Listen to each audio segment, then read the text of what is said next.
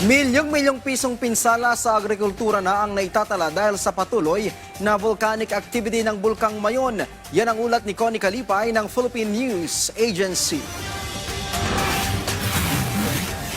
Umabot na sa 14.4 milyong piso ang pinsala sa agrikultura mula sa patuloy na pag-aalboroto ng Bulkang Mayon. Kinumpirma rin ng Department of Agriculture Bicol na aabot naman sa 314 na magsasaka at mangingisda sa Albay ang apektado na rin. Ayon kay DA5 spokesperson Lovella Guarin, umabot na sa 1,466 metric tons ng high-value crops at fisheries ang nasira ng ashfall sa 116 hektarya ng bukirin at palaisdaan.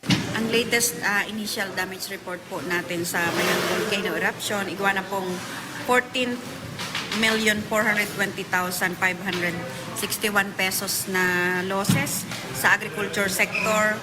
Karamihan po dyan ay high value crops. 13.8 million pesos po yung losses sa high value crops. Lahat naman po yan sa Albay. And sa fisheries, 470,820 yung losses. Ang kabuuan pong affected farmers ay 334 farmers and fisher folk na po, and ang area affected po 116 hectares ang affected.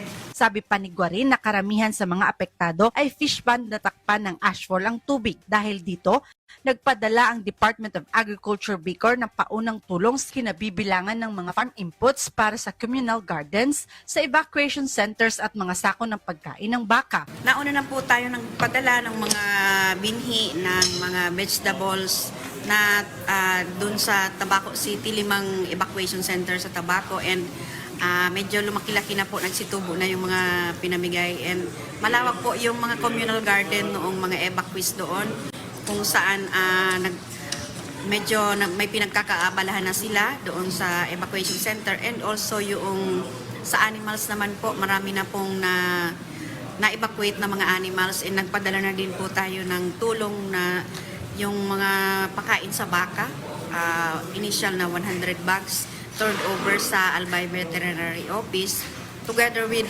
iba pang mga farm inputs po, para like yung mga nylon ropes and laminated sacks para matulungan po yung mga may alagang hayop.